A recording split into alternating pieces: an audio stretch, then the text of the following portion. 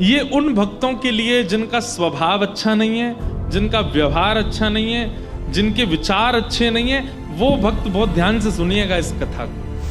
हमारी बात बहुत कान खोल के सुन लीजिएगा। ऐसों का उद्धार कभी नहीं हो सकता जो ना इधर के हैं ना उधर के। मैं कितना बड़ा दुर्भाग्यशाली कि ठाकुर जी मेरे द्वार पर आए और मैंने कुछ नहीं दिया उनको। जहर भी पता नहीं कहीं गिर गया था, बढ़िया तुमने दे दिया, अब मैं कुछ कर लूंगा व्यवस्था। पुरंदरपुर में एक ब्राह्मण रहते थे। उच्च वशिष्ठ कुल में ब्राह्मण का जन्म हुआ।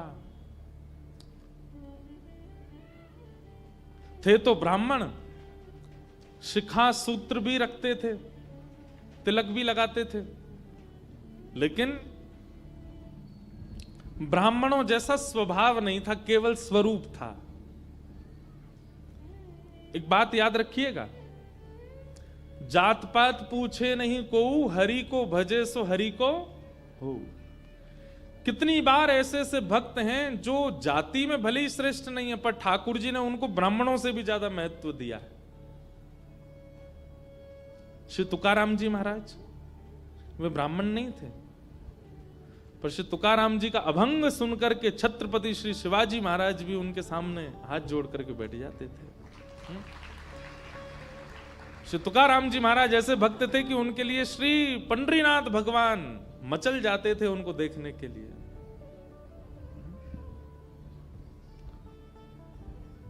चोखो मेला पंढरपुर के पास भक्त हुए, उनका चरित्र मैंने कहा है। कैसे अद्भुत भक्त, श्रेष्ठ जाति के नहीं थे संसार के लिए, पर ठाकुर जी के लिए। ठाकुर जी आप किस वर्ण में जन्मे हो इससे ठाकुर जी को ज्यादा फर्क नहीं पड़ता, पर जहां भी जन्मे हो आपका स्वभाव कैसा है वो ठाकुर जी देखते हैं। आपका व्यवहार कैसा, आपकी विचारधारा कैसी। तो ये उन भक्तों के लिए जिनका स्वभाव अच्छा नहीं है, जिनका व्यवहार अच्छा नहीं है, जिनके विचार अच्छे नहीं है, वो भक्त बहुत ध्यान से सुनिएगा इस कथा को। तो पुणे के पास में एक गांव है पुरंदरपुर, वहां पर एक ब्राह्मण रहते थे। स्वरूप ब्राह्मणों का था पर स्वभाव वैश्यों का। वैश्य मतलब हमारे बनिया भाई लोग, उनके जैसा उनका व्यवहार था। कैसा? व्यापार करते थे, धन देते थे, उस पे क्या बोलते हैं उसको, ब्याज पे, ब्याज पे धन देते थे लोगों को। और अपना गल्ला खोल रखा था, गल्ले पे बैठते थे। ब्राह्मण का नियम है संध्योपासन करना चाहिए, यज्ञ करना चाहिए, अध्ययन करना चाहिए, ग्रंथों का अवलोकन करना चाहिए, पर ये सब कुछ नहीं करते थे। सुबह उठे, केवल तिलक लगाया, स्नान स्नान करके चोटी शिखा बांधी और सीधे अपने गल्ले पे पहुंच जाते थे। उनको दिन भर का यही, क्या देना है देते रहो। और इन सबके साथ साथ महाकंजूस, खूब धनवान थे। भगवान की कृपा से उन पर ब्याज का इतना धन आता था कि वो पूरे पुरंदरपुर गांव को अकेले भोजन करा सकते थे। पर इतने कंजूस थे, इतने कंजूस थे, दूध में अगर मक्खी भी गिर जाती तो दूध छान के पी जाते थे। और मक्खी को यूं पकड़ करके उसके भी 2-4 बूंद छींटा जो दूध के होते थे उनको भी लेके पी जाते थे। दूध का क्या बिगड़े, इतने कंजूस। और कंजूसाई की हद तो तब पार हो गई, उनकी पत्नी का नाम था सरस्वती देवी। क्या नाम था? तो सरस्वती देवी जो थी, उनके पिताजी ने इसीलिए ब्याह किया कि भाई ये विप्रदेव जो हैं बड़े धनवान हैं, बेटी खुश रहेगी हमारी। तो सरस्वती देवी का ब्याह हो गया। उनकी मां ने, पिता ने जितने गहने दिए, ब्याह के अगले दिन ही, सब लोग इधर देखो, बहुत ध्यान से सुनो कथा।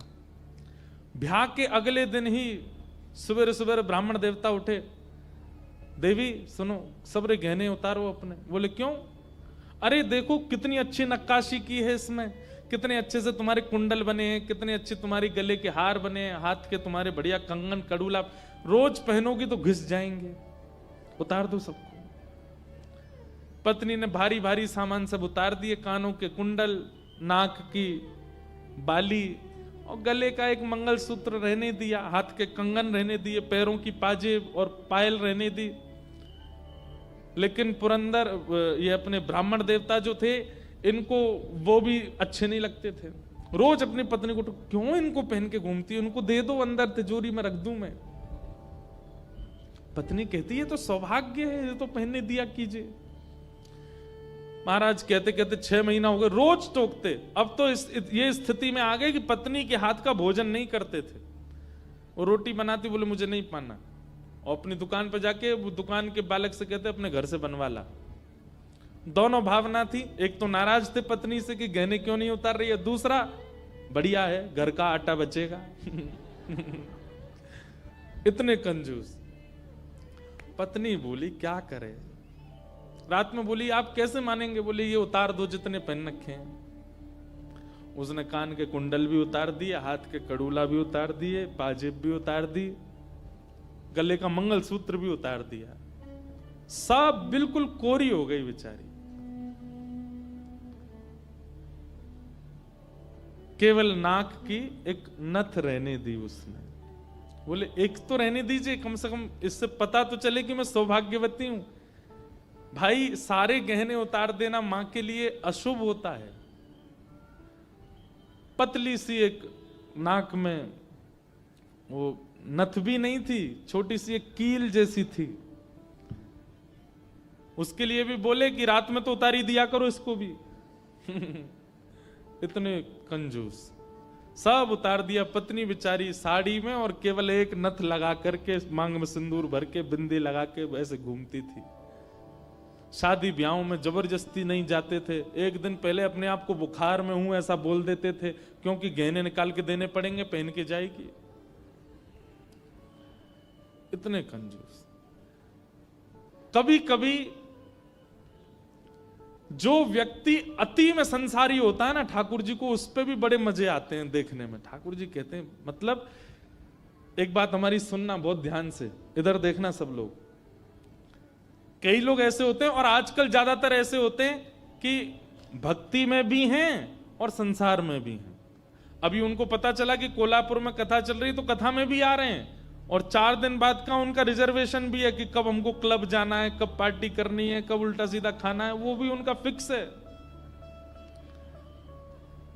हमारी बात बहुत कान खोल के सुन लीजिएगा, ऐसों का उद्धार कभी नहीं हो सकता जो ना इधर के हैं ना उधर के। हम अपनी कथा में स्पष्ट कहते हैं, एक थौर पकड़ो, या तो ठाकुर जी को ही पकड़िए, और संसार में अगर जाना बहुत रुचिकर लगता है तो उसी को ही पकड़िए। ये बीच में मत घूमा कीजिए। कथा हुई तो यहां आ गए, और कभी कुछ उल्टे सीधे काम हुए तो वहां भी चले गए। अब पी भी लेते हैं, खा भी लेते हैं, कथा भी तो सुनते हैं। ऐसों का तो कभी उद्धार नहीं हो सकता। इसलिए एक ठौर पकड़ो, या तो वहीं के ही रहो, पूरे खाओ पियो आनंद करो, या फिर कथा के ही रहो। वैष्णव हो जाने का कम से कम इतना तो आप पालन कर सकते हैं कि जहां भगवत चर्चा नहीं है, जहां भगवदीय लोग नहीं है, जहां पर ऐसी व्यवस्था नहीं है, वहां से थोड़ा परहेज करो, वहां नहीं जाना है। आपको क्या पता कौन सी व्यवस्था, कौन सा भाव आपके चित्त को परिवर्तित कर दे। तो इसलिए हमारी प्रार्थना है, ये बीच के मत रहिए, इधर उधर घूमते रहते हैं। एक तरफ जाइए, एक तरफ पकड़िए। संसार अच्छा लगता है तो पूरे पूरे जाओ वहीं पे।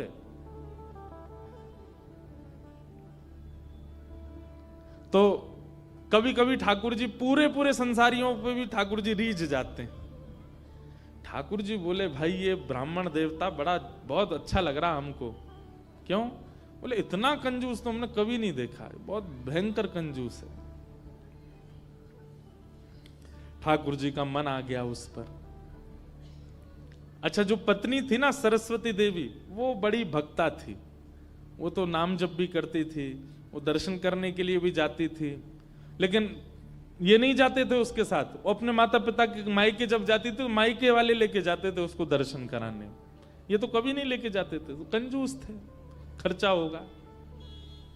और मायके भी खुद नहीं लेके जाते, इनके भाइयों से बोल देते तुम ही आके ले जाओ, उसमें भी खर्चा ना हो मेरा। सोचो कितनी ऊंचे लेवल के कंजूस। तभी ठाकुर जी का मन आ गया इस पे, तो इसको देखूं मैं एक बार। और हमारे श्री पंडरीनाथ भगवान, श्री विठ्ठल भगवान एक दीनहीन से ब्राह्मण का रूप धारण किया, फटी सी धोती पहनी, कुचैली मैली सी कुर्ता पहने और पुराना काला सा जनेऊ धारण किया और महाराज ऐसे तिलक सा लगा करके बिल्कुल दीनहीन, झुर्रियां पड़ रही हैं मुखमंडल पर, और ऐसे हाथ जोड़ते भय इनके दुकान पर पहुंच गए। रूप रंग देख करके ही पहले तो ब्राह्मण देवता समझ गए, बोले अरे ये और आ गया, ये कुछ देना वेना तो है नहीं, मांगेगा।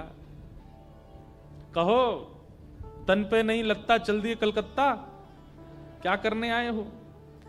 ठाकुर जी बोले बहुत गरीब ब्राह्मण हूं मैं, मेरी बेटी का ब्याह होने वाला है, अपनी पुत्री का ब्याह करना है मुझे, और मुझे ब्याह के लिए थोड़ी व्यवस्था चाहिए धन की। आप तो बहुत बड़े धनवान सेठ हैं, कृपा कर दीजिए ना, कुछ दे दीजिए मुझको, मैं अपनी बेटी का ब्याह कर दूंगा और थोड़ा ठीक हो जाएगा।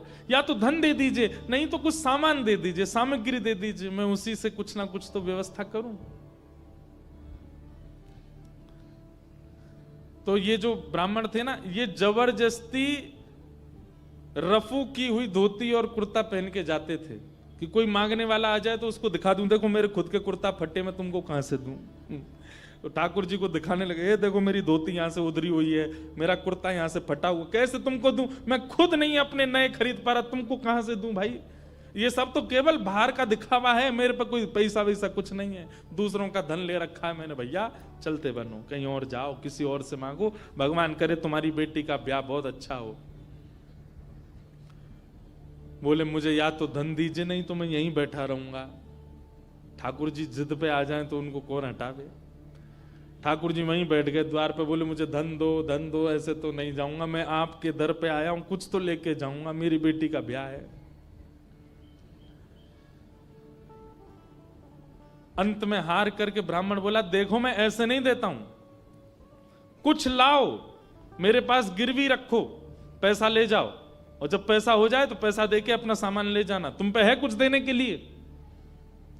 ठाकुर जी बोले मुझ पे तो कुछ भी नहीं है, मुझसे कुछ काम करा लीजिए दुकान में, मैं ये कर दूंगा, आपकी साफ सफाई कर दूंगा, इतना कर सकता हूं, उसके बदले कुछ दे। बोले उसकी जरूरत नहीं है, सब है नौकर चाकर मेरे पास, मैं तुम्हें बस इतना कह सकता हूं, कोई मूल्यवान सामग्री दो, पैसा ले जाओ, और जब पैसा हो जाए तो पैसा वापस दे के सामग्री ले जाना। मतलब इतना भी दान नहीं कर सकता मैं।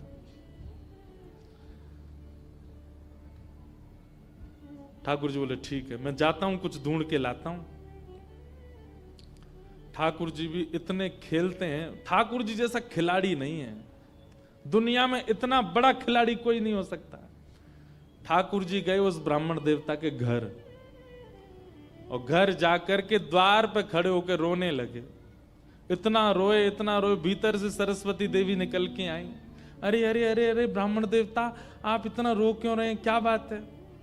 छोटी सी मेरी लाली बड़ी हो गई है, उसका ब्याह के लिए मैं बहुत दिन से वर ढूंढ रहा था, बड़ी मुश्किल से एक लड़का मिला है, अपनी बेटी का ब्याह करना है।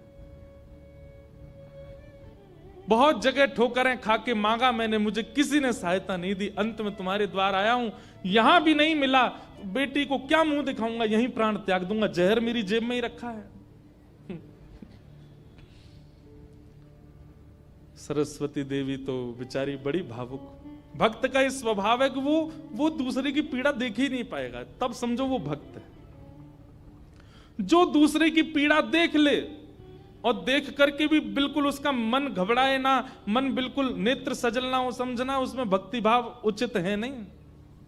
सरस्वती देवी तो रोने लगी, आंखें लाल पड़ गई, बोले भगवान मेरा मन, अगर मुझ में सामर्थ्य होती मैं पूरा घर आपको दे देती, पर मैं क्या करूं?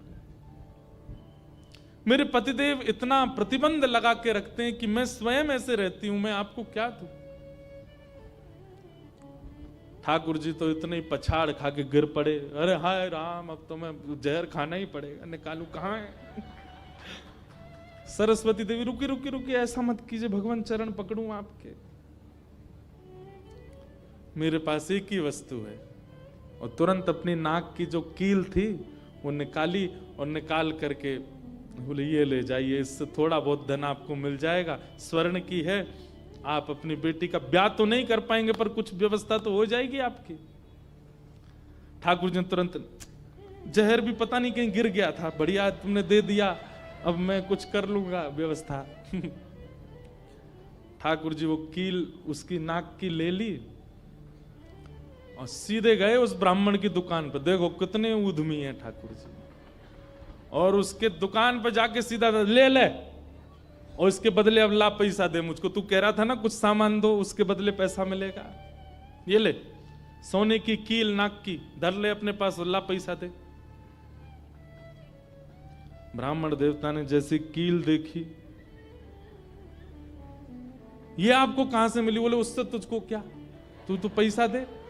मुझे कहां से मिली इससे तेरे को मतलब नहीं होना है, तू पैसा दे मेरे को, मेरी बेटी का ब्याह है, और अब मैं तेरे से भीख नहीं मांग रहा हूं, चीज रख के गिरवी तब ले रहा हूं, ला दे।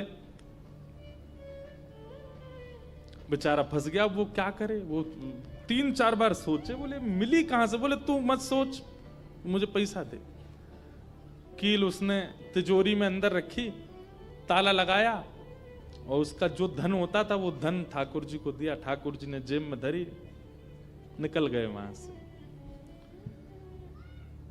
ब्राह्मण ने अपनी भुजा ऊपर करी, बोले इसको बताता हूं, ये बहुत दानवीर बनती है अपने मन में, मैंने इसको बोला था एक कील पहने, वो तो बहुत अच्छी कृपा मुझ पर ठाकुर जी की, जो मैंने इसके सारे गहने उतरवा दिए, नहीं तो सब दान कर देती, एक कील छोड़ी वो भी दान कर दी किसी को।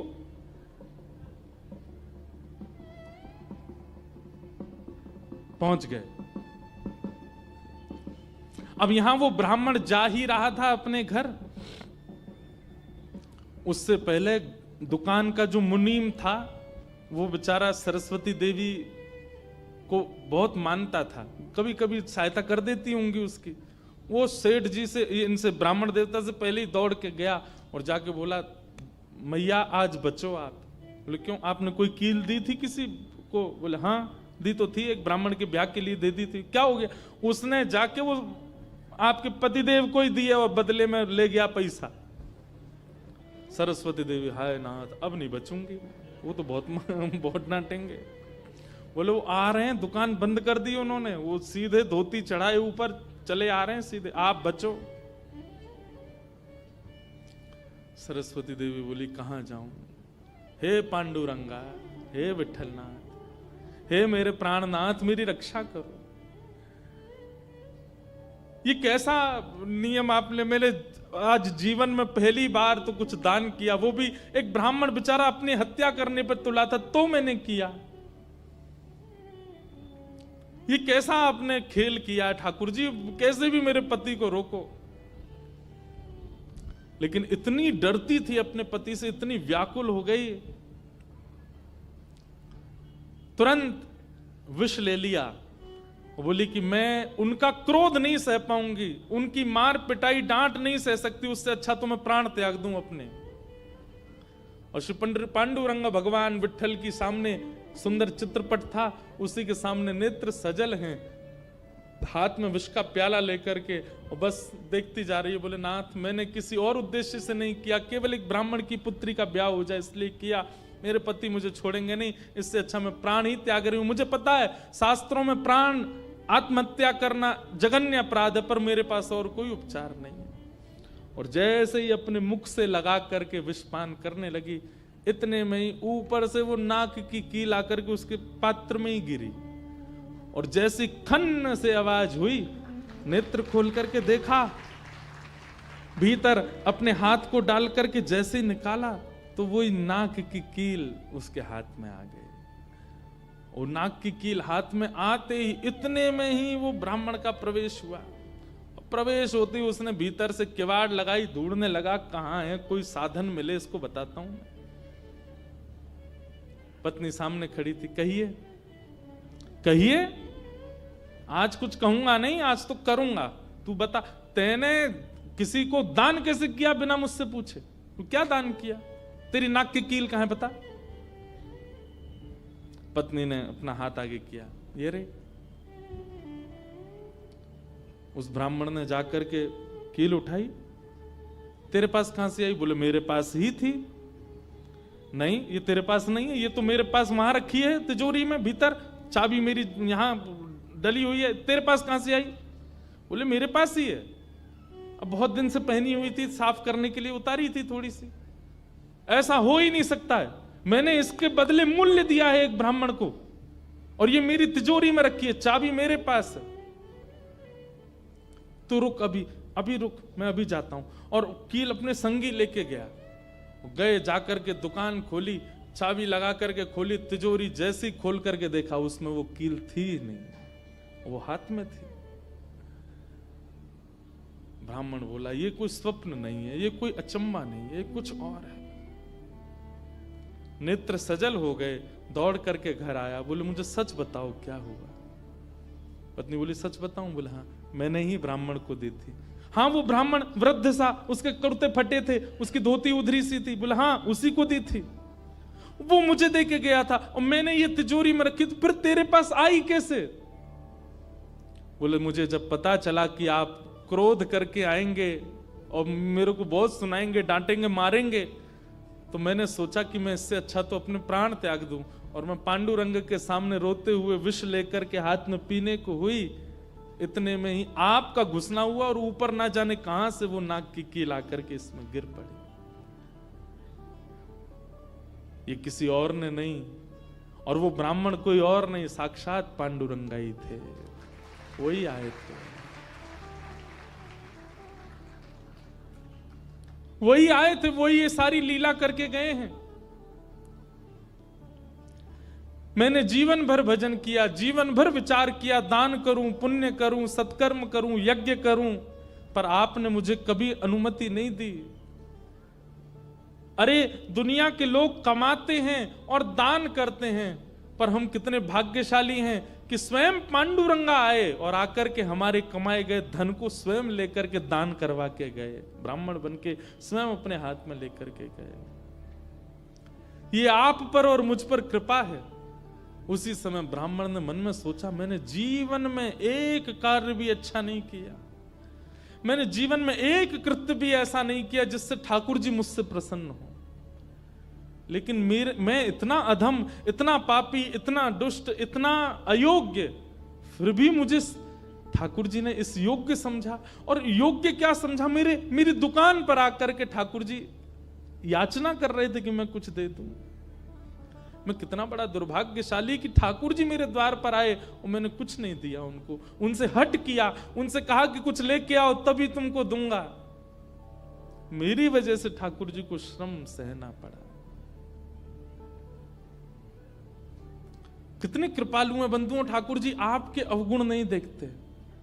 मैं एक बात कथा में कहा करता हूं कि मानव में और परमात्मा में अंतर क्या है?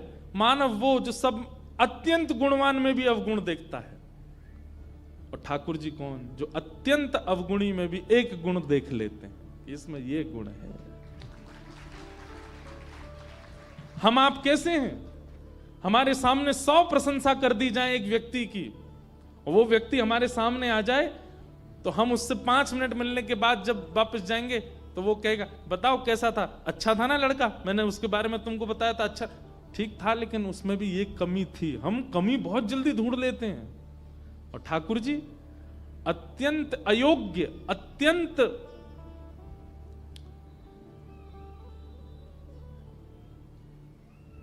विचलित व्यक्ति में भी एक गुण खोज लेते, इसीलिए वो ठाकुर जी। उसी समय उस ब्राह्मण देवता ने विचार किया कि अब किसके लिए जीना है। अपनी दुकान बंद कर दी, दुकान को बेच दिया, घर को बेच दिया, और पत्नी के साथ आ गए श्री पंढरपुर। और पंढरपुर में विठल भगवान के आगे आकर के बहुत रोए, याचना करने लगे, नाथ मेरे दुकान पर आप खड़े हो गए आकर के, और मैंने आपको इस प्रकार से दुत्कार दिया, इस प्रकार से आपको कर दिया। बहुत रोए।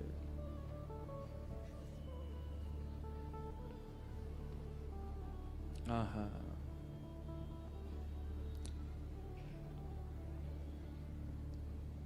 ठाकुर है तू मैं तेरा पुजारी,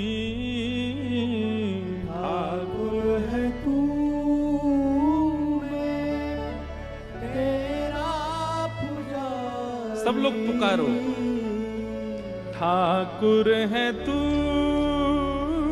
मैं तेरा पुजारी, ठाकुर है तू मैं तेरा पुजारी, तेरा खेल हूँ मैं तू मेरा खिलाड़ी, तेरा खेल हूँ मैं तू मेरा खिलाड़ी। हे नाथ, ये तो उल्टा हो गया। आप खिलाड़ी हैं और मैं खेल हूं।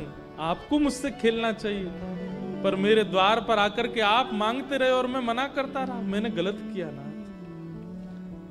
और तब से उन्होंने पंढरपुर निवास कर दिया। सब छोड़ करके केवल पांडुरंग भगवान के सामने बैठ के कीर्तन गाते।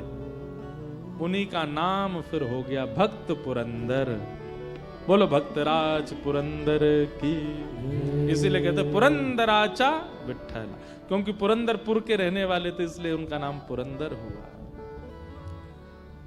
और ठाकुर जी के आगे गा रहे हैं, मेरा नाथ तू है, मेरा नाथ तू है, नहीं मैं अकेला, मेरे साथ तू है, ओ मेरा नाथ तू है, मेरा नाथ तू है, नहीं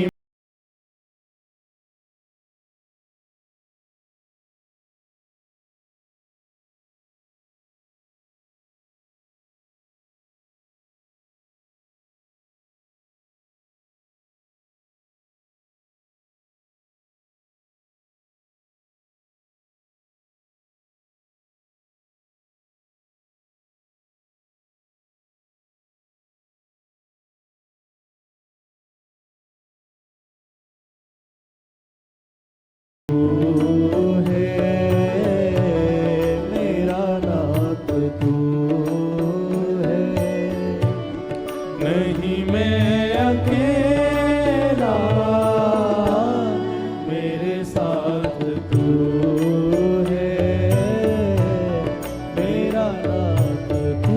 श्री राधा रमण लाल की। हो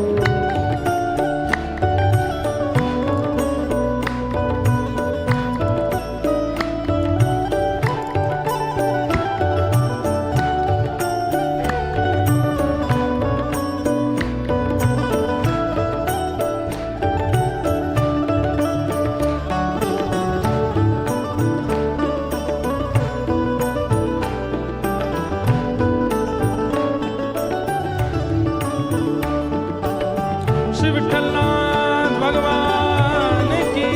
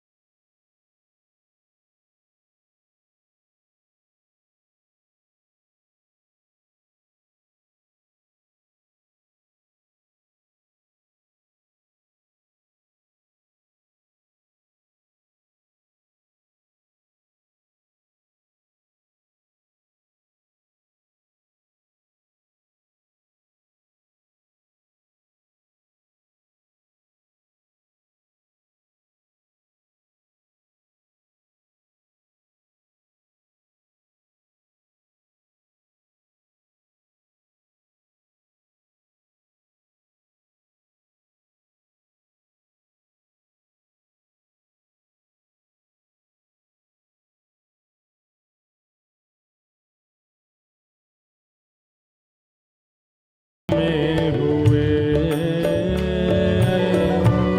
मेरा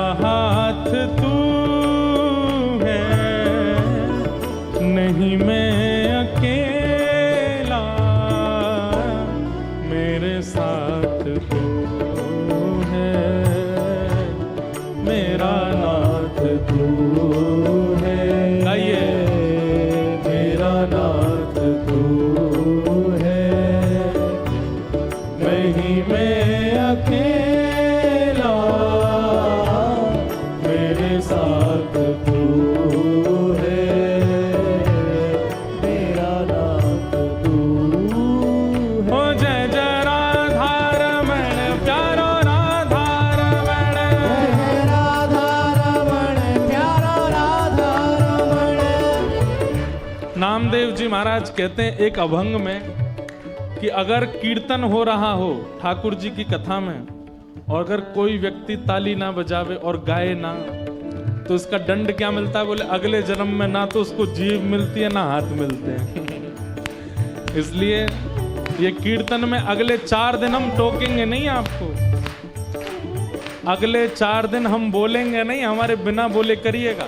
और आपकी जिम्मेवारी है, जो ताली ना बजावे और जो ना गावे उसको बोलना भाई अगले साल, सॉरी अगले जन्म में ऐसे ही बोलना पड़ेगा आपको। इसलिए जीभ मिली है, इसका उपयोग करो। हाथ मिले हैं, दोनों भुजा उठा करके ओ जय जय राधा रमण प्यारो राधा रमण। जय जय राधा रमण प्यारो राधा रमण। जय जय राधा रमण प्यारो राधा रमण। जय जय राधा रमण प्यारो राधा रमण। ओ विठ्ठल नाथ रमण प्यारो नाथ ओ रमण। विठ्ठलनाथ रमण प्यारो नाथ रमण। विठ्ठल नाथ रमण प्यारो नाथ रमण। विठ्ठलनाथ रमण प्यारो नाथ रमण। ओ जय जय राधा रमण प्यारो राधा रमण। जय राधा रमण प्यारो राधा रमण। ओ जय जय राधा रमण प्यारो राधा रमण। जय जय राधा रमण प्यारो राधा रमण। ओ विठ्ठल माझा माझा मी विठ्ठलाचा। विठ्ठल माझा माझा मी विठ्ठलाचा। विठ्ठल माझा माझा मी विठ्ठलाचा। ओ विठ्ठल माझा माझा मी विठ्ठलाचा। हे विठ्ठल माझा विठ्ठल माझा विठ्ठल माझा मी विठ्ठलाचा। विठ्ठल माझा विठ्ठल माझा विठ्ठल माझा मी विठ्ठलाचा। हे विठ्ठल माझा विठ्ठल माझा विठ्ठल माझा मी विठ्ठलाचा। ओ विठ्ठल माझा विठ्ठल माझा विठ्ठल माझा मी गाइए विठ्ठलाचा। हे विठ्ठल माझा माझा मी विठ्ठलाचा। ओ विठ्ठल माझा माझा मी विठ्ठलाचा। हे विठ्ठल माझा माझा मी विठ्ठलाचा। ओ विठ्ठल माझा माझा मी विठ्ठलाचा। ओ विठ्ठल माझा माझा मी विठ्ठलाचा। ओ विठ्ठल माझा माझा मी विठ्ठलाचा। हा विठ्ठल माझा माझा मी विठ्ठलाचा।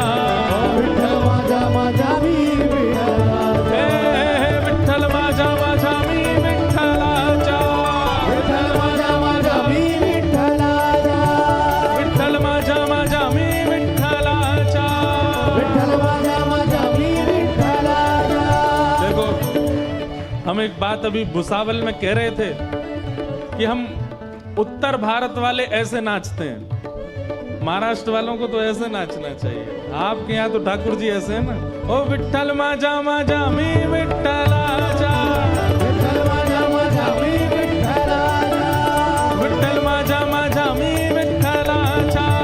विठ्ठल माझा माझा मी विठ्ठलाचा। हे विठ्ठल माझा विठ्ठल माझा विठ्ठल माझा मी विठ्ठलाचा। ओ विठ्ठल माझा विठ्ठल माझा विठ्ठल माझा मी विठ्ठलाचा।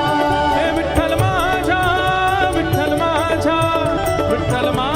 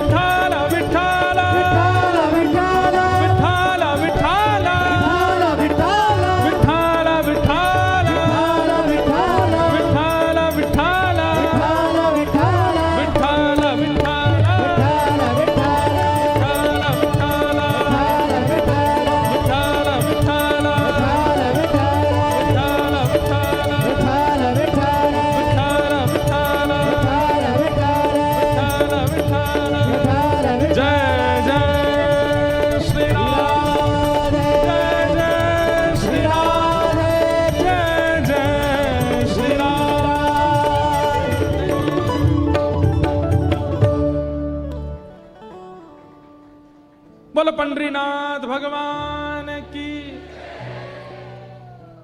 ऐसे ठाकुर जी ने पुरंदर को स्वीकार किया और उनका नाम पड़ गया पुरंदर दास। क्या नाम पड़ा?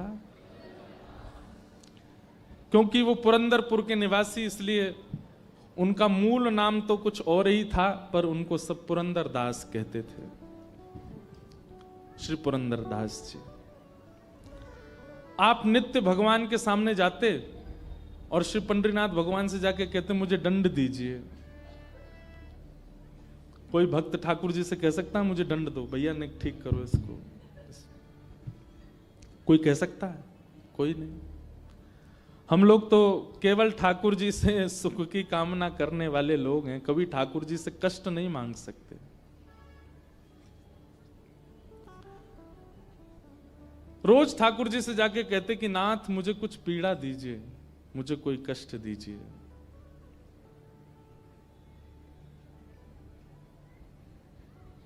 कोई कष्ट दो, कोई पीड़ा दो। एक दिन ठाकुर जी पुरंदर दास के स्वप्न में आए और स्वप्न में आकर के बोले, रोज मांगते हो कष्ट दो कष्ट दो, क्या कष्ट दें? बोले बस दे दीजिए जो उचित लगे, मुझे एक दंड भोगना है। मैंने आपको पीड़ा दी थी, आप मेरे द्वार पर आए और मैंने आपको पीड़ा दी, नाथ मुझे दंड दीजिए। ठाकुर जी बोले तो फिर तुमको एक ही दंड है। बोले क्या? भारत में जितने तीर्थ हैं सबका दर्शन करने जाओ और सब जगह जाकर के जैसे हमारे सामने पद गाते हो वैसे सारे ठाकुरों के पद बना बना करके गाओ, सबको सुना के आओ। तो श्री पुरंदर दास जी अपनी पत्नी सहित भारत भ्रमण पर निकले। जितने तीर्थ हैं भारत के सब जगह गए, सब जगह दर्शन करके आए।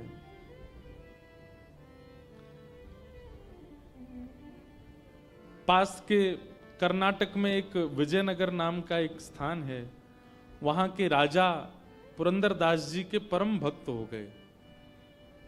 लेकिन वो राजा केवल श्री वेंकटेश तिरुपति बालाजी भगवान को ही भगवान मानते थे। वो कहते थे परमात्मा पृथ्वी पर केवल वेंकटेश भगवान है। तो पुरंदर दास जी को लेकर के वेंकटेश भगवान के दर्शन करने को गए। आपने वहां जाकर के भी ठाकुर जी का संकीर्तन गाया। और सबसे बड़ी बात थी श्री पुरंदर दास जी की जिस जिस प्रांत में गए वहां की भाषा में कीर्तन गाते थे। कर्नाटका में, मलयालम में, कन्नड़ में, तेलुगु में, मराठी में, बंगला में, उड़िया में, सारे भाषाओं में आपने मतलब कैसा दंड भोगा इन्होंने कि ऐसे नहीं ठाकुर जी ने कह दी तीर्थ चले जाओ तो सबरे तीर्थ घूम आए एक साथ ही। उस तीर्थ में जाते, वहां तीर्थ में जाके वहां की जो भाषा है उस भाषा को सीखते और फिर उस भाषा को सीख के वहां की भाषा में एक पद बनाते, पद ठाकुर जी को निवेदित करके तब अगले तीर्थ में जाते। ऐसे श्री पुरंदर दास जी ने अपने दंड को स्वीकार किया। कितनी बड़ी बात है। हमारे यहां कैसा होता है, समझ में आए बात तो ताली बजाओ, नहीं तो सुन लो। हमारे यहां कैसा होता है कि हमें अगर माता पिता दंड देते हैं हम उसमें भी ये सोचते हैं कि इसमें और क्या छूट मिल सकती है हमें। बच्चों को कई बार स्कूल में पनिशमेंट मिलता है, चलो हाथ खड़े करके बाहर चले जाओ।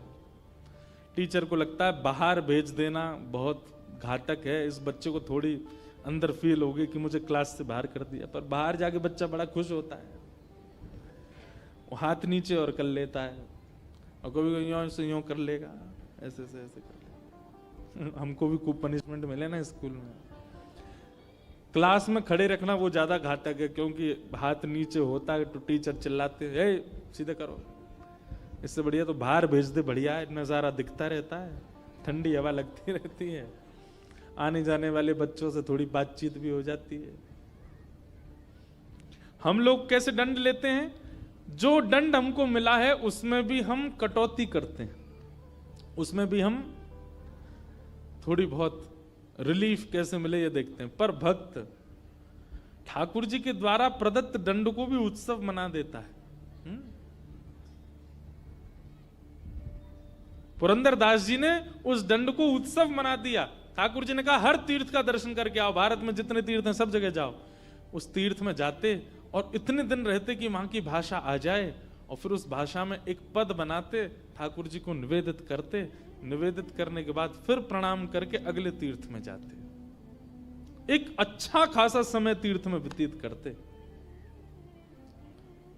ऐसे श्री पुरंदर जी।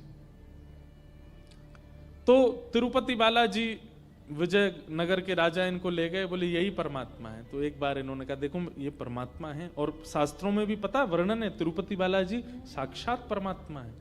यदि साक्षात भगवान श्री वैकुंठ यदि कहीं है तो तिरुपति है। लेकिन श्री पुरंदर जी बोले कि हमारे पंढरपुर में श्री पंढरीनाथ भगवान, एक बार उनका दर्शन करो। तो विजयनगर के राजा फिर पंढरपुर आए, और जैसे ही पंढरीनाथ भगवान की छवि को देखा, कमर पर हाथ, सुंदर ते ध्यान उभे विटेवरी, सुंदर ते ध्यान उभे विटेवरी, सुंदर ते ध्यान उभे विटेवरी, सुंदर ते ध्यान कर कटावरी, ठे बुनिया, सुंदर ते ध्यान उभे विटेवरी, सुंदर ते तुलसी हार गला कासे पीतांबर, तुलसी हार। गाइए, ये तो आपकी भाषा में है। हरी मैया ऐसे गा रहे हैं जैसे आज एकादशी आप लोगों की है। भाई हम वृंदावन के मराठी में गा सकते हैं, आप तो महाराष्ट्र के हो, क्यों नहीं गा रहे हो? कैसे हैं ठाकुर जी? तुलसी हार गला कासे पीतांबर, तुलसी हार। बहुत बढ़िया भाई लोग पास हो गए हमारे। एक बार भाइयों के लिए ताली बजाओ। माताओं की आवाज नहीं निकल रही है। अभी नवरात्रि खत्म हो गया, एकादशी भी चली गई। आज कौन सी? आज त्रयोदशी है? अब तो द्वादशी है। आवड़े निरंतर आवड़े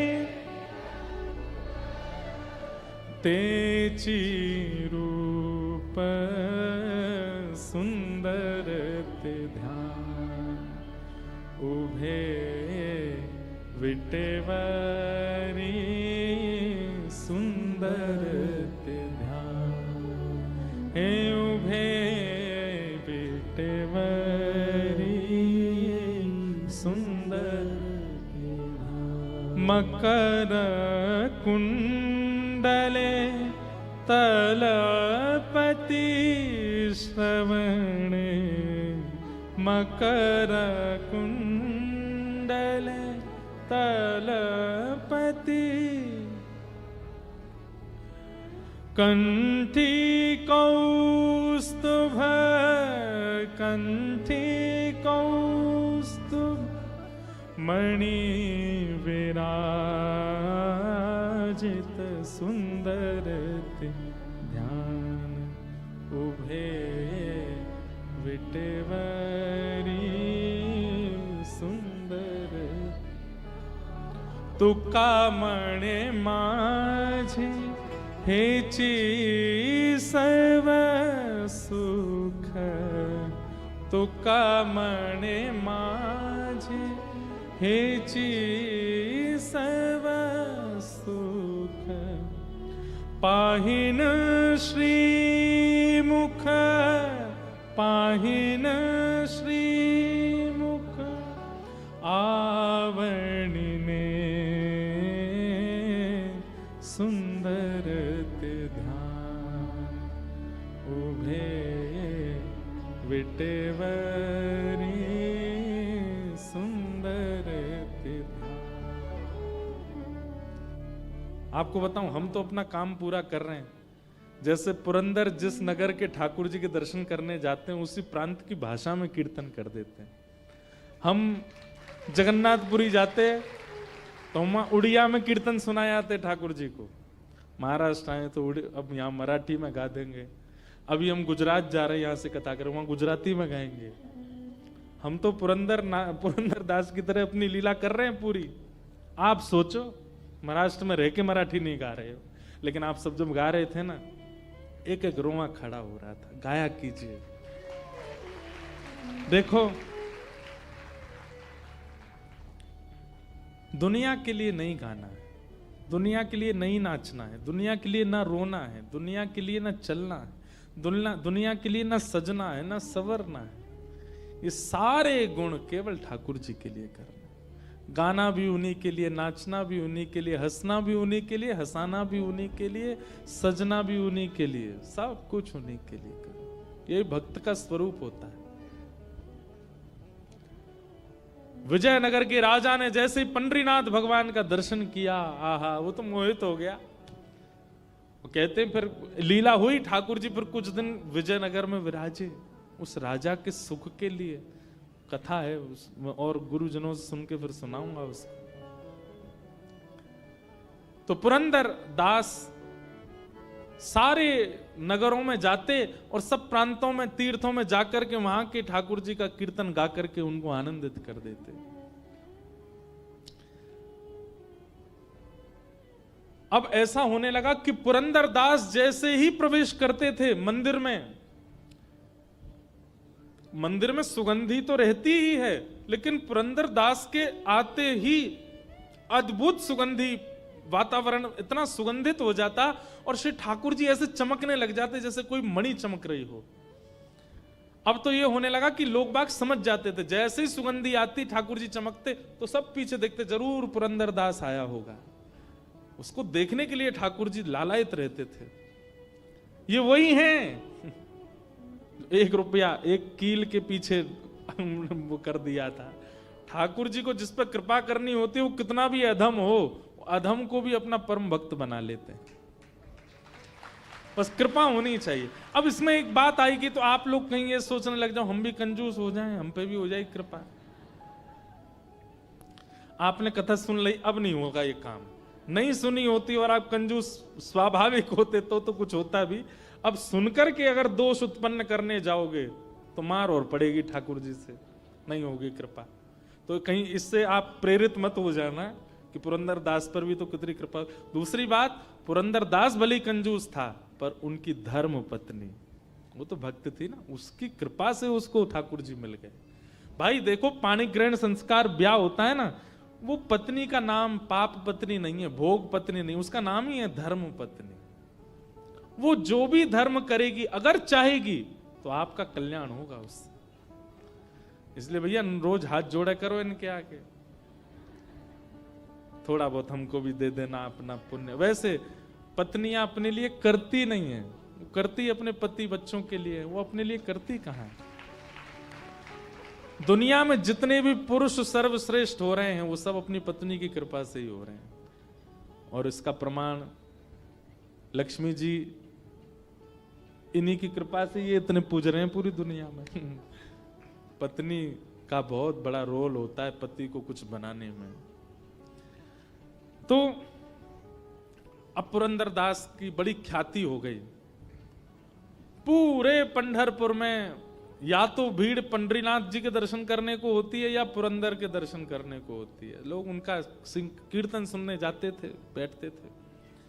वैष्णव को चाहिए, अगर बहुत मान सम्मान प्रतिष्ठा मिलने लग जाए तो प्रतिष्ठा देने वाले को रोक तो नहीं सकते, पर हाथ जोड़ करके उसी समय नेत्र बंद करके ध्यान करे कि हे नाथ, मैं इस लायक नहीं हूं, ये सब आपकी कृपा है, ये आपका ही है। ठाकुर जी बोले अब थोड़ी सी और परीक्षा ली जाए पुरंदर दास की। पहले तो इसको हमने अत्यंत कंजूस से अपना दास बना लिया, अब ये दास बन गया है, अब इसका मन कैसा है इसकी थोड़ी परीक्षा ली जाए। तो पंढरपुर में एक नृत्यांगना थी, एक नृत्य करने वाली, बहुत अच्छा नृत्य करती थी वो। उसका नृत्य देखने के लिए बड़े बड़े दूर से लोग और कुछ मनचले लोग ही जाते हैं देखने के लिए। लेकिन वो थी तो नृत्यांगना, अपना जीवन यापन करने के लिए नृत्य करती थी, पर श्री पंडरीनाथ भगवान से बहुत प्रेम करती थी, भक्त थी। लेकिन मजबूरी में उसको ऐसा करना पड़ता था क्योंकि घर चलाना है। ऐसी थी कि उसके मन में ये भावना आती थी, वो जब लोगों को सामने देखती थी और जब उसकी वाहवाही करते थे ना लोग, हा क्या नाचती हो तुम, क्या बढ़िया, लोग उस पर धन लुटाते थे, तो वो उस समय नेत्र बंद करके सोचती, कभी पंडरीनाथ मेरे सामने ऐसे बैठे हों और मैं उनको नृत्य करके रिझाऊं, उनके सामने नाचूं, कभी मेरे नाथ मेरे नृत्य देखने के लिए आवे। और वो रोज पंढरपुर जाती, पंडरीनाथ विठल भगवान का दर्शन करके उनसे यही प्रार्थना की कि कभी आप मेरा नृत्य देखने आओ। वैसे है वो पवित्र नृत्य तो नहीं है, लेकिन नाथ मेरा भाव बहुत पवित्र है, कभी मेरे नृत्य में आप पधारो। तो पंडरीनाथ के पास में बहुत लंबा निमंत्रण था, बहुत दिनों से निमंत्रण था। ठाकुर जी बोले, भाई ये रोज हमको निमंत्रण देके जाती है, एक दिन चलें इसके नृत्य में, थोड़ा देख के आवे। ठाकुर जी बोले, ऐसे गए तो हो गया काम, क्या करें। तो बैठे बैठे ठाकुर जी बोले, ओहो इस नृत्यांगना का निमंत्रण है बहुत दिनों से, और पुरंदर दास की हमको परीक्षा भी लेनी है। तो ठाकुर जी ने पुरंदर दास का ही रूप धारण किया और पुरंदर दास का रूप धारण करके उस नृत्यांगना का नृत्य देखने गए ठाकुर जी। महाराज जैसे ही पुरंदर दास का उस सभा में प्रवेश हुआ, सब हक्का बक्का रह गए और सबके मुंह पे आता, अरे पुरंदर दास यहां। औरों की तो चले क्या, वो नृत्यांगना भी रुक गई, पुरंदर दास आए नृत्य देखने। आए तो जो खा पी रहे थे लोग वो सब सतर्क हो गए, सब सम्मान करते थे उनका, थोड़े दूर खड़े हो गए, सब हाथ जोड़ करके सबने मुंह पोंछा, अपने हाथ वाथ धो लिए, भैया पुरंदर दास आए, कुछ कहने आए होंगे। नृत्यांगना भी रुक गई एक कोने में जाकर के, बोले ये क्यों आए, कुछ समाचार देने आए, कुछ कहने आए, उपदेश करने आए, कीर्तन सुनाने क्यों आए हैं। पुरंदर दास बोले, कहाँ बैठते हैं लोग, अच्छा इनमें बैठते हैं। तुरंत एक मसनद ली, उस पर ऐसे हाँ नाचो, तुम नाचती क्यों नहीं, हम तुम्हारा नृत्य देखने आए। और वहां सब लोग राम राम राम राम, सुबह भक्ति करता है, मंदिर में जाके करताल बजाता है, मंजीरा पीटता है, पता नृत्य देखने आया। लेकिन वो नृत्यांगना जो थी ना, उसके नेत्र सजल हो गए। बोले हरि तो नहीं आए, लेकिन हरिजन आए हैं, ये जरूर मेरे पंडरीनाथ ने भेजे होंगे। एक बात कहें भैया, हरि यदि प्रसन्न हो गए तो हरि प्रसन्न हो तो वैकुंठ देत। हरि अगर प्रसन्न होंगे तो वैकुंठ देंगे, लेकिन हरिजन यदि प्रसन्न हो गए तो वो तो हरि को ही दे देंगे आपको। इसलिए हरि प्रसन्न हो इसकी ज्यादा इच्छा मत रखो, हरिजन प्रसन्न हो, हरि के भक्त प्रसन्न हो। नृत्यांगना तो नेत्र सजल हो गए उसके और वो नृत्य करने लगी और ये भावना करने लगी कि ये हरिजन नहीं, साक्षात मेरे विठ्ठल आए आज मेरा नृत्य देखने। वो स्वयं तो नहीं आएंगे, इसलिए पुरंदर दास को भेज दिया है। भावना बहुत ऊंची चीज है बंधुओं, आज इसी भाव से कथा का प्रारंभ किया, तो भावना करना प्रारंभ कीजिए।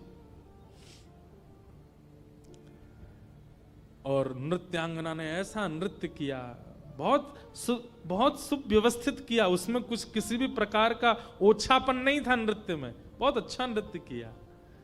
और नृत्य करके जब नृत्य में द्रुत गति उसने पकड़ी, पुरंदर दास तो ताली बजाने लगे, पुरंदर दास भी नृत्य करने लगे। अब संग वाले कहे राम राम राम, ये तो क्या जमाना आ गया, कलयुग, घोर कलयुग आ गया है। लोग बाग तो चिढ़ने वाले तो सबके होते हैं भाई, किसी जिसका सम्मान बहुत होता है ना, जिसके बहुत प्रेम करने वाले होते हैं, उससे प्रेम करने वालों से ज्यादा चिढ़ने वाले होते हैं। अब तो वही सब जो पहले से वहां बैठे थे वो दौड़ दौड़ करके गए और नगर के लोगों को निमंत्रण, आओ आओ आओ दिखाएं, तुमको दिखाएं, देखो वहां नृत्यांगना का नृत्य देखने कौन आया। और वहां लोग पहले तो अरे नहीं ऐसी जगह हम नहीं जाएंगे, अरे तुम नहीं जाओगे, तुम जिसका सत्संग सुनते हो वो पुरंदर दास बैठा है वहां पे, चलो देखो। सब जाकर के देखें पुरंदर दास को, तो अरे राम ये बैठे यहां पर नृत्य देख रहे हैं। पूरे नगर में हवा की तरह बात फैल गई। कथा के बड़े बड़े पोस्टर लगा दो तो भी आदमी 8:30 के बाद ही आएगा। और कहीं ऐसे कृत्य चलते हो, कहीं तमाशा चल रहा हो, कहीं पर उल्टे सीधे कृत्य चल रहे हो, बिना निमंत्रण के लोग पहुंच जाते हैं, बिना पोस्टर के लोग पहुंच जाते हैं। जगह नहीं बचती महाराज, तिल नहीं रखा जाएगा वहां पे, और अड़मड़ के लोग पहुंचते हैं। और बुरा नहीं मानिएगा, माताओं की संख्या सत्संग में ज्यादा, भाइयों की संख्या ऐसी जगह पे ज्यादा होती है, सबसे ज्यादा वहीं पहुंचेंगे। दुर्भाग्य। एक पद मुझे याद तो आ रहा है पर अभी नहीं गाऊंगा, थोड़ी देर में सुनाता हूं। कबीरदास जी का पद मुझे याद दिला देना, कबीरदास जी का पद गाना है, गाऊंगा। तो सब लोग देखने लगे। पुरंदर दास जी बोले वाह वाह वाह वाह, आनंद आ गया, क्या नृत्य किया तुमने, मैं कुछ देना चाहता हूं, कुछ है नहीं मेरे पास, क्या करूं। तो अपना सोने का कड़ूला उतार करके और उसको दे दिया, लो तुम्हारा, और दे करके चले गए। लोग बाग क्या कहें, अरे राम कितना गलत हुआ। लेकिन वो कड़ूला पुरंदर दास का नहीं था, श्री विट्ठल भगवान का था।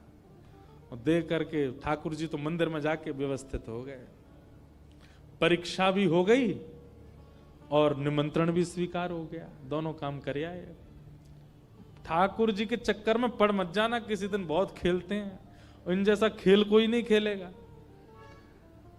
प्रार्थना तो करना कि एक बार तो खेल के दिखाओ ठाकुर जी कैसे, ऐसा खेलेंगे महाराज, विराट कोहली वगैरह एक तरफ, ठाकुर जी की बैटिंग के आगे सब पीछे हैं, ऐसा खेलते हैं।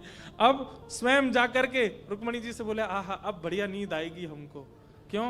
बोले बहुत दिन से बुला रही थी, उसके यहाँ भी हुआ है, वो पुरंदर दास के हमको मन की स्थिति पहचाननी है, वो काम भी कर आए। रुक्मणी जी बोली ऐसा क्या किया? बोले रोन दो, सूर्योदय होते ही पता चलेगा। दूसरे दिन सूर्योदय हुआ। अब क्या था कि लोग बाग बातें तो बना रहे थे पुरंदर दास की, लेकिन कोई कहीं बड़ी जगह से उछले तो इस पर थोड़ा रोष दिखाया जाए। उस समय फोन तो होते नहीं थे, किसी ने वीडियो बना के वायरल कर दी हो। अब सब आंखों से देखी जिनकी थी वो थी, सब प्रतीक्षा कर रहे हैं बात। आज पुरंदर दास जी अपने घर से निकले, जो प्रणाम करने वाले थे वो भी कह रहे थे पुरंदर दास बोले भाई रामकृष्ण हरि। तो पुरंदर दास बोले ऐसा क्या हो गया भाई, आज ये रामकृष्ण हरि भी नहीं बोल रहा कोई हमसे। लेकिन किसी ने कोई एक्शन नहीं लिया, सब बस उनको नजरअंदाज कर रहे थे। पुरंदर दास बोले होगी कोई बात। अब बात कहां से हुई कि मंदिर जैसे खुला, ठाकुर जी का श्रृंगार हुआ, एक हाथ का कड़ूला नहीं है ठाकुर जी का। पुजारियों ने सारी तिजोरियां देख ली, गर्भगृह पूरा छान मारा, कहीं भी ठाकुर जी का कड़ूला नहीं मिला। अब ये बात निकल के मंदिर से बाहर आई, पूरे नगर में हल्ला हो गया, भैया ठाकुर जी का कड़ूला खो गया है, चोर है कोई, नगर के सारी नाकाबंदी कर दो, बाहर कोई निकलने ना पाए। अगर चोर कहीं भाग गया होगा तो बाहर ढूंढेंगे, अगर अभी भी नगर में तो कहीं भागने ना पाए और सबकी तलाशी ली जाए। कड़ूला चोरी होने की खबर जैसे ही लोगों तक पहुंची तो जो लोग रात में नृत्य में थे वो सब मंदिर पहुंच गए। वैसे कभी मंदिर नहीं जाते थे, आज पहुंच गए, नहा धोकर के तिलक लगा के बाल वाल काट के। बोले ठाकुर जी का कड़ूला खोया? बोले हाँ। उसमें 2 शेर बने थे? बोले हाँ। उसमें कुछ ऐसा? बोले हाँ। अरे ये तो कल रात में पुरंदर दास पहन के घूम रहा था। बोले पुरंदर दास? वो तो परम भक्त है भगवान। अरे भक्त, गली गली के आदमी से पूछ लो कैसा भक्त है वो, हमने अपनी आंखों से देखा कल उसको। पुजारियों के मन में विश्वास तो नहीं आ रहा था कि ऐसा कुछ होगा, पर जब हर एक व्यक्ति से पूछा गया तो सब ने कहा, बोले कि हमने अपनी आंखों से देखा। कल रात में वो वहां थे और वहीं उन्होंने प्रसन्न होकर के नृत्यांगना को वो कड़ूला उतार के दिया। हो सकता है कि वो कड़ूला पंडरीनाथ जी का ही हो, और नहीं तो आप वो नृत्यांगना के घर की तलाशी ले लो। सब लोगों ने जाकर के जब नृत्यांगना से उसको पकड़ा और उसको पूरे घर की तलाशी ली, कड़ूला मिल गया। और उससे पूछा किसने दिया तुमको, सच बताओ नहीं तो तुम्हारे प्राण हरण कर लेंगे। किसने दिया? सबने देखा तो था, पर तुम प्रमाणित करो किसने दिया। उसने कहा कल परम भागवत श्री पुरंदर दास जी आए थे मेरा नृत्य देखने, मेरे लिए तो साक्षात विट्ठल ही आए थे, उन्होंने मुझे दिया। पूरा पंढरपुर इकट्ठा हो गया, सब पहुंच गए पुरंदर दास के घर के बाहर। और आज तक जिसकी खूब जय जय होती थी, आज द्वार पर जाकर के मानो जैसे द्वार तोड़ देंगे लोग। पहले से ही सब खुंदस में बैठे थे कि ये नृत्यांगना के यहां जाते हैं और फिर चोरी भी करते हैं। एक साथ इतने सारे इल्जाम लग गए। पुरंदर दास निकल करके आए तो किसी ने भी कुछ पूछा नहीं, उनके गले वान पकड़ा और खींच करके ले गए। बोले ढोंगी पाखंडी नाटक करता है ठाकुर जी के आगे, तेरे पूर्व के किस्से सुने हमने, तू कितना बड़ा कंजूस था, और तू यहां आकर के अपने उन पुराने उन भावों को धोने के लिए यहां पर आकर के बहुत बड़े बड़े कीर्तन करने लग रहा है। और श्री ठाकुर जी के मंदिर के बाहर के एक स्तंभ से उनको बांध दिया,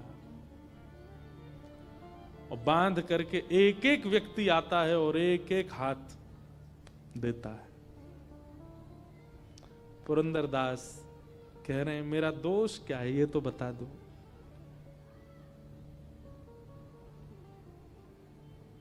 लोग कहते हैं तू दोष पूछता है, तुझे नहीं पता तूने क्या किया, और मारो इसको। वही मनचले व्यक्ति जो रात को वहां नृत्यांगना के यहां जाते थे, वे सब आज लाइन में खड़े हैं पुरंदर दास के मारने के लिए।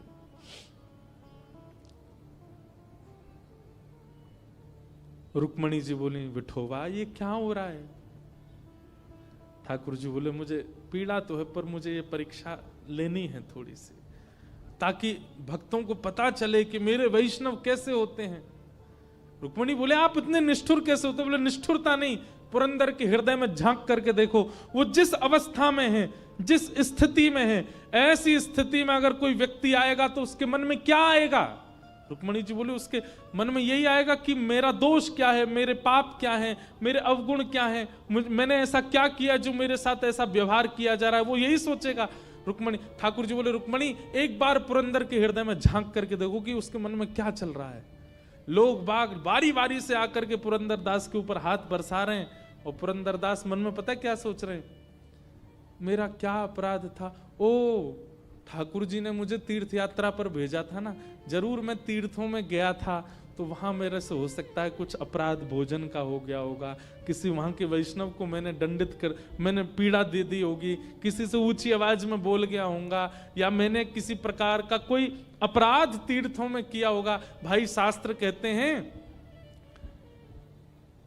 अन्य क्षेत्रे कृतम पापम तीर्थम तीर्थ क्षेत्रे विनश्यति, और तीर्थ क्षेत्रे कृतम पापम वज्रलेपो भविष्यति।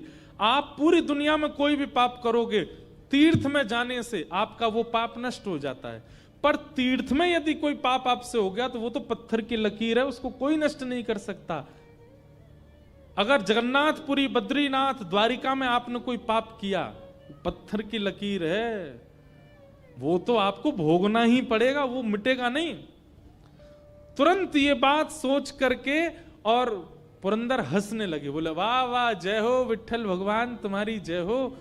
मैंने तीर्थों में पाप किए थे और मेरे वो पाप पत्थर की लकीर हो गए, तो आपको चिंता हो गई कि मेरे पुरंदर दास के पाप अब पत्थर की लकीर हो गए, इनको मैं कैसे मिटाऊं। तो आपने ये योजना अपनाई कि पंढरपुर के लोगों से आज मुझे दंड दिलवा करके जो मेरे तीर्थों के पाप हैं उनको आप नष्ट कर रहे हो। ठाकुर जी मैं प्रसन्न हूं, आप जितने चाहे वैष्णवों को भेजिए, मैं सबके द्वारा दिए गए इन दंडों को स्वीकार करूंगा। ये देख करके रुक्मणी जी के नेत्र सजल हो गए।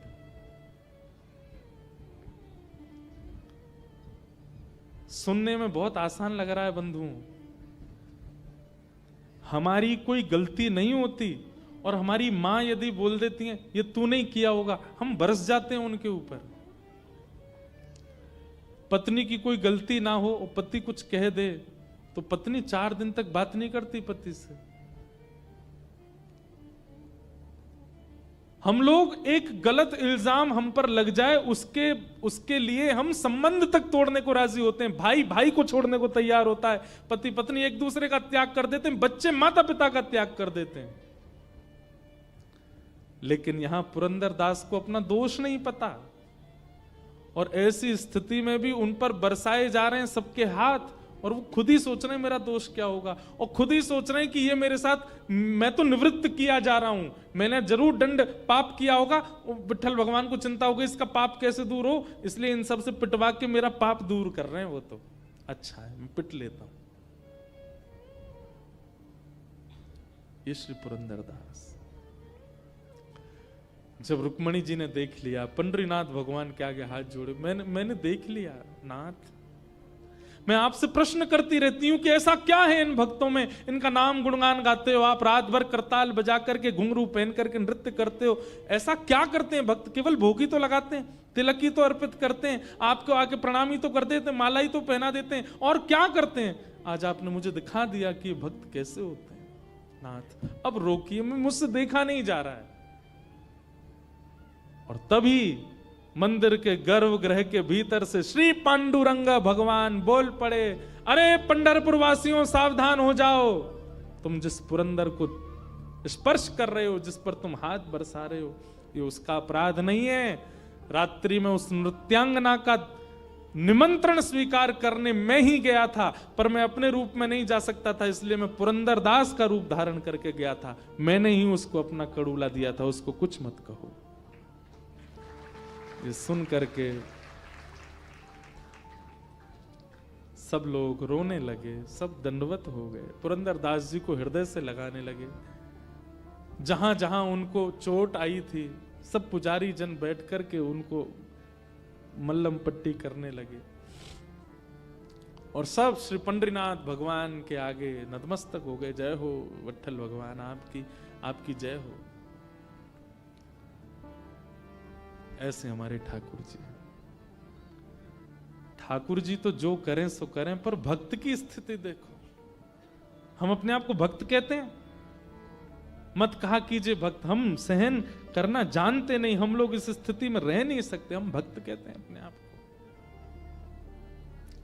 ऐसे श्री पंडरीनाथ भगवान को हम बारंबार प्रणाम करते हैं। बोलो पुरंदरदास की, पुंडलीक वरदा श्री हरि विठ्ठल ज्ञान देव तुकाराम, श्री पंडरीनाथ भगवान